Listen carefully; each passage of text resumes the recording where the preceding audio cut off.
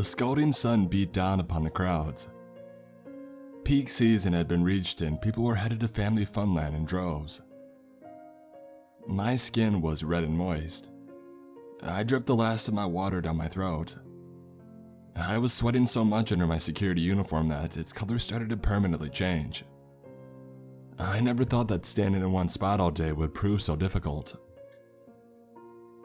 The only refuge on a day like that was to hide under the narrow shadows of the Ferris wheel. Its constantly circulating beams provided the most protection available, while we waited for the occasional refreshing gust of wind to come off the ocean. Family Funland was a small theme park built around an old pier on the coast of Western Australia. It wasn't anything special. A collection of carnival-style rides, games, and kiosks, permanently stationed along the sea. I think it benefited more from the lack of competition, rather than its own entertainment merit. I had been working there since the spring and had nestled myself into a position on permanent front-end security. The job's sole purpose was waiting behind the ticket booth and making sure that nobody tried to sneak or push past the gates without paying. What it really consisted of was a lot of standing, staring and praying for the shift to end. My lower back would always start to ache in the last hour or so, and leave me wondering if I could last past my 13th birthday at the end of the summer. The task wasn't impossible. My partner on the job was an old security veteran well into his 60s, with greased back, thinning gray hair. Everybody called him Smokey. I'm not sure exactly why this was, but I never cared enough to ask what his real name was. As far as I could see, Smokey wasn't friendly with anybody else on staff. He didn't talk much, nor was he a whole lot of fun to ever be around.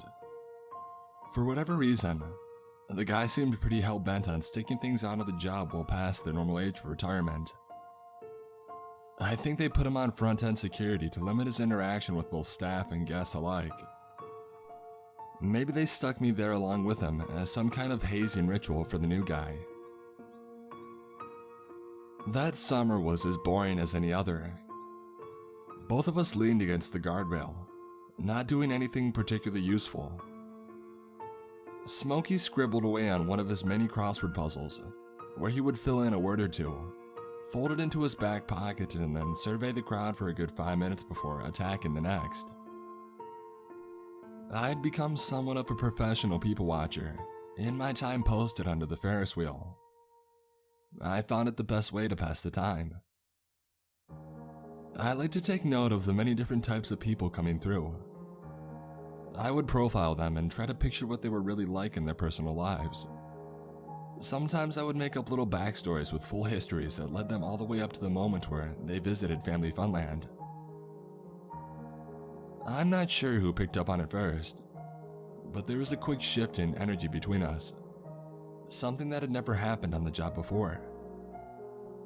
Smokey clumsily stuffed the crossword book in his back pocket and let the pen fall by his feet. The disturbance wasn't coming from line to enter the gate in front of us. Rather, it was in the mix of people already inside the park and on the main corridor of our right. Among all the sounds of different people talking and yelling, there were separate and distinct sounds of distress that stood out from the mass.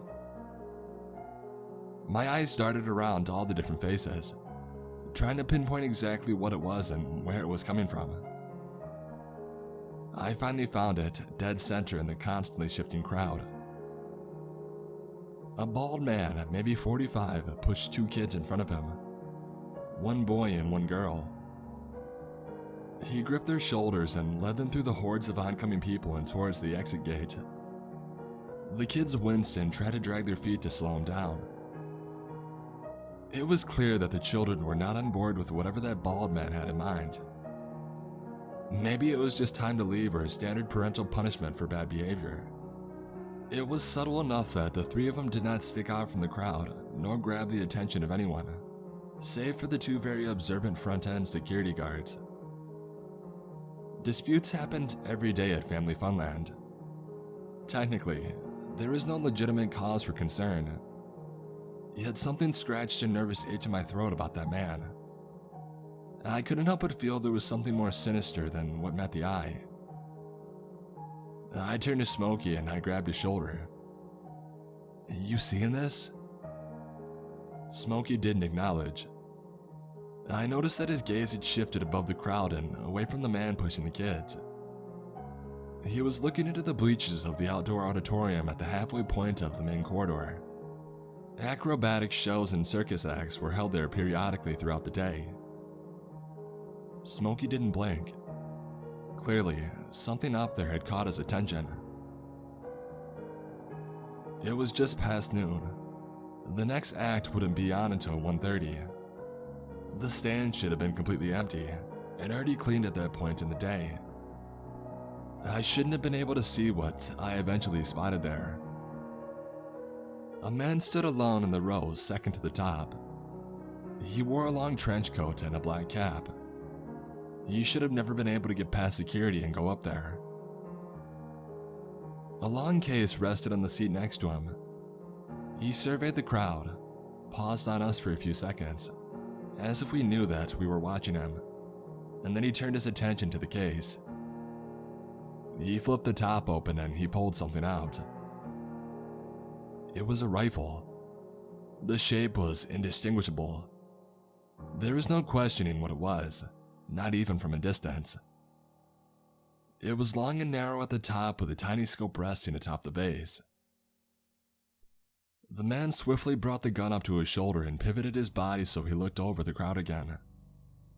He leaned forward and he pressed his eye against the scope. It had all happened so fast. Smokey had already dashed towards the auditorium and was pushing his way through the crowd of people before I could even react. Code red, hostile in the auditorium," I screamed into my radio. That was our maximum emergency signal, something I never expected to hear, let alone use myself while on the job. The guys in the administration office would call 000 the moment that they heard it. All security staff on hand were meant to head towards the auditorium. It took me a few seconds to go, but armed with only a small baton, I ran full tilt towards the auditorium. I didn't know exactly what I was going to do when I got there. I weaved through the crowd, screaming for everybody to get out of the way. I ran into people and I knocked them over, not stopping and not caring. People stepped out of the way, hushed and terrified from seeing a security guard in such distress. I heaved in big gasps of air when I finally staggered up to the entrance to the auditorium. A few members of the security team had reached the area first and were looking around bewildered. They huddled around me when I reached them, asking what exactly I had seen and where I had seen it. I was too out of breath to talk, so I pointed up to the top row of the stands. I may as well have pointed at the sky because nothing was there except empty seats. The man, along with his rifle and his case, were gone. There was no way out except for the way that we all had come in. It would have been impossible for him to get there before we did. I had to explain myself and what I thought I saw to everybody on the security staff and then to my manager later on. I spat out the same bullshit sounding story on my own, asking for Smokey to come and back me up. That never happened because Smokey never made it to the auditorium. He wasn't even in the park after all the commotion had calmed down. The old coward had gone home. I didn't even have 24 hours to rest to try and get over the embarrassment before my next shift. I still hadn't decided if what I thought I had seen was actually real or some kind of mirage. Something must have been there, or else Smokey wouldn't have taken off. I played my confrontational conversation with him over in my head in the shower before work, and I had myself convinced that I was going to play out the way that I had planned it. Smokey's shift started about an hour before mine. It was another hot summer day and he was no other place than leaning against the rail in front of the Ferris wheel, reading over what I thought was another one of his stupid crossword puzzles. Smack, I knocked it out of his hands. "What is your problem?" I said. "Where the hell did you go the other day?" He looked up at me like he had no idea what I was talking about. You saw that man up there, I know you did. How could you run away like that? Didn't run home, Ted, he said. His voice was casual, like he thought I was making a big deal out of nothing. Well, you sure as hell weren't in the auditorium when push came to shove. Everybody was there but you. Quite frankly, you're the one with the least to lose. I thought the last remark had probably taken it too far, but still, his facial expression didn't change. He remained looking disinterested. How did it make you feel when he wasn't there? Smokey asked me. The other guys push you around a little. What do you mean? When you showed up and the old sniper man wasn't there waiting for you in the stands, how did that make you feel? Like an idiot. Felt the same way the first time I charged after him too. Felt just the same way every other damn time I went chasing him after that. I squinted at him, seeing if I could get him to tip me off on whatever bullshit he was spewing. His face stayed cold. He ushered me towards him with his fingers. Look. He handed me what I originally had thought was a crossword, but discovered what was actually that day's paper. In big bold letters across the top read the headline, Local father abducts and murders children. I tried to read about how the man had taken the children from his ex-wife's home, on hours he wasn't allowed to see him, and brought them out for a day of fun, before ultimately driving to the interior and shooting them and then himself inside the car. My eyes couldn't help but be drawn to the picture of the smiling man they had used for their front cover story. That bald head, those skinny, almost impoverished looking facial features. Unmistakably the man I had seen pushing the children before my attention was diverted to the sniper in the stands. Familiar face? Smokey asked. Yes, how did you... The second I saw that man with those kids, I knew the sniper would show up. Smokey said. What are you talking about? Been working here for 36 years, Teddy boy. That ghost has been here on and off for all that time, and I imagine it well before my time as well. Smokey. Not expecting you to believe me, and I ain't gonna waste both of our time trying to get you to. I tried that before and it's not worth the effort. Who was the man up there with the rifle? It wasn't a man, Ted. It was nothing more than a warning. A warning of what? That something terrible is going to happen. If you're smart and you plan on sticking around here, you'll pay close attention from here on out. You see that sniper, you look around for where the threat really is. A snowball's chance in hell you'll be able to stop it. But maybe if you can find the right people at the right time, you can prevent something really bad from happening. Where did you go when all of us ran to the auditorium? I tried to go after Baldy with those two kids. What happened? I lost them in the crowd. I couldn't find them in the parking lot. I couldn't find them while driving all around the area the next few hours. I turned to the crowds of people coming through the gates that we were supposed to be monitoring. I've never been able to stop it all the years I've been here. Only reason I'm still here is to try and make a difference, even if it's just once. Smokey said from behind me. You see that sniper? You bet your ass something bad is happening. The next few shifts passed with no major disturbance. We didn't speak of the sniper again after the discussion, but I found myself spending the dragging hours on the day toying with Smokey's words inside my mind. It was about convincing myself that what I was so sure that I had seen wasn't real, and what Smokey said wasn't true. I wanted to believe that he was simply a senile old man with nothing better to do with his time than to tell tall tales of a sniper that I had seen so vividly up in the bleachers. There was no denying the scare had heightened my focus and increased my people watching 10 times over. Vigilant all the time, My eyes darted from face to face within the oncoming crowds, always watching for that little sign of something out of place. That one person or situation going unnoticed in all the festivity of the park. Time progressed far enough for me to lose the edge and start to feel that everything was under control. Forget the fact that I could only see people entering and leaving, along with the others walking the main corridor. They were only a small fraction of the park's attendees. There were many nooks and crannies on the premises, completely out of sight and out of mind from where I was posted. I thought I was going to be ready for the day that the sniper made his eventual return. That time, it was me, not Smokey, who had noticed him first. I saw him look up from his crossword puzzle out of the corner of my eye and follow my gaze over the crowd. There was no disturbance amongst any of the patrons to catch my attention first. That time, the sniper had presented himself unprompted. He stood alone on the little pier that jutted out from the main boardwalk.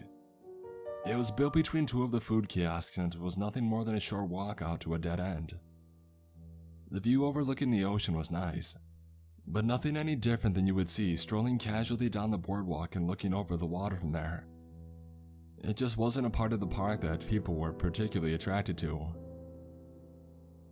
The sniper leaned back against the railing with a gentle ocean breeze running through the flaps of his coat. The long case was at his feet. Once again, he stared out over the crowd towards us, as if he was distinctly aware of our presence.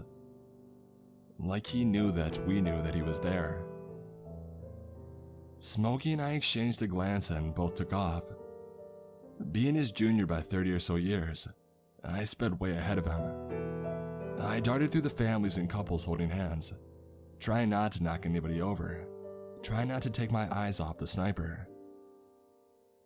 Right before I was about to make a break out of the crowd, the sniper became blocked by a woman's head in passing. It was only for a fraction of a second, but it was all that he needed to disappear. It was like he had used the opportunity to splice himself out of reality and leave nothing but an empty space at the end of the dock. I looked over the railing in the spot where he had stood only seconds before, praying that I would see him swimming away or trying to hide under the splintered wooden supports. But nothing was there. Only the gentle tide and a little white foam atop the surface. Smokey emerged from the crowd behind. He staggered while he held his chest and he looked up at the sky. He almost made it to me before dropping to his knees. I reached a hand to help him up and he pushed it away. The old man hadn't collapsed out of exhaustion, but rather despair. His eyes glossed over and he dropped his head to try and hide them from me. "We'll never catch him," he whispered under his breath. "Smokey, needs to end." I had never heard him talk that way before. His voice cracked like a boy hitting puberty. I heard a gentle splash and some bumping from the ocean below us. I turned and checked in the same spot in the water where it had just been looking for the sniper. A young boy's body was face down and floating. The skin on the back of his neck was red and blistered, like it had been out in the sun for days. The drowned child washed up against the supports and slipped back when the waves receded. Later that night, I would sit and watch the evening news over dinner and see the story of the same boy who had disappeared while swimming off his parents' dock a little further up the coast the day before. He looked so much happier and full of life in all the pictures that they were showing. Smokey and I were both given extended leaves of absence after that day. Our security manager essentially told us that it was mandatory that we took a few weeks off, just to recoup, and had already begun scheduling other guys on our shifts. The idea was good in principle. It would have worked had I actually used the time to think and try and process what exactly I had seen, both times I had run after that elusive sniper. The truth was that my time off was spent mostly lying flat in my bed, ordering pizza and staring at the ceiling fan. Boredom and paranoia do not mix well. Although I was scared putting the uniform on for my first shift back at work after 3 weeks, I was happy to have moved on from that short and painful phase of my life. Before I could clock in to start, my manager called me into his office and told me that Smokey had tendered his resignation and wouldn't be coming back to work. It appeared that the incident on the dock had been the final straw. The old man had been broken and his long overdue retirement had begun. His departure left me with an increased sense of duty. His replacement was a pimply-faced teenager still in high school, who I elected not to share my sniper stories with. Being the sole protector of family funland felt like a duty that I could handle. Though in reality, I knew there was very little I could do when the time came. It was another couple of weeks before the sniper made an appearance again. Like before, the time in between was so mundane and uneventful. It almost started to feel like he was gone and all of us were safe once more. He had originally caught my eye by accident. The lines of people outside the gates had morphed into the same boring personalities they always did, so I had lost focus and I looked over them. Right above the welcome sign, something piqued my attention in a spot where things really changed. It was on the row of buildings on the other side of the street beyond the parking lot. Most of them were the old-style downtown buildings with individual storefronts on the main floor and apartment buildings on top. None of them were higher than 3 stories on the entire block. Some of them had little makeshift terraces with gardens and barbecues on the roof. It was in one of those rooftops where I noticed him. People were typically out there on cooler days or in the evenings when it was actually pleasant enough to lounge outside. Yet on one of the middle buildings, on such a hot day, there was a small black figure standing on the nearest edge and looking over the park. Perhaps if somebody less meticulous had been looking, they wouldn't have even noticed. There was no doubt in my mind about who that figure was. Just as I'm sure there was no doubt he was looking back at me as well. Like the first time that I had seen him, I didn't know exactly what my plan was when I left my post to head in his direction. Still armed with only my mandatory baton, I left the teenager to man our useless position, cut through the crowds, and I headed for the exit gate. I jogged through the parking lot, keeping my eyes on the figure until I hit the road. I crossed during a braking cars and I went down the alley alongside the building to the fire escape. The metal pieces groaned beneath me while I climbed. I was shocked to see the sniper still standing at the edge of the terrace when I had reached the top. It was the closest that I had ever seen him. His attention wasn't on me. He still looked over the crowd. I loosened the baton from my belt and I tiptoed behind him. Little pebbles scratched beneath my feet while I approached, surely loud enough for him to hear. He did not turn until I was almost right behind him. His skin was old and weathered, just like Smokey's. He looked like any old man you would see on the street. No striking detail to make me think he was anything else. He didn't pose a threat nor suggest he fretted over me harming him. From inside his trench coat, he pulled out a piece of paper. He held it out to me, the wind whipping it back and forth between his fingers. I knew the author. It was those same black letters I had seen Smokey fill out on all those crossword puzzles, while we stood around under the Ferris wheel for all those wasted hours. Sniper will never leave. Only way to make him go is for us to go. Finally my chance to make a difference. I looked up from the paper to see that the sniper had once again vanished without me even noticing. I stepped forward and I looked over the crowd, just as he had been doing before I got there. Something peculiar was taking place in the main corridor, something that I had never seen before. A space in the crowd grew halfway down of the path. It was right in the busiest part where people crisscrossed heading to different parts of the park. Smokey stood as the lone figure in the middle. I could tell it was him just from his posture, even from the distance where I was. He wore a long trench coat, one not so different than the sniper's. People's screams pierced into the air while they dashed away. The space around him stretched away in all directions. Smokey opened his coat and flapped the sides behind him. Long black cylinders were lined in a belt around his waist. A thin wire ran down from his head to a little detonator that he held. I could have sworn that before he pressed it, he looked up and he was aware of my presence in his final moments. The main corridor became engulfed in a cloud of gray and orange. Smokey and 236 Family Funland patrons seized in the greatest act of terror that I would ever see. The sniper had fairly warned us once again.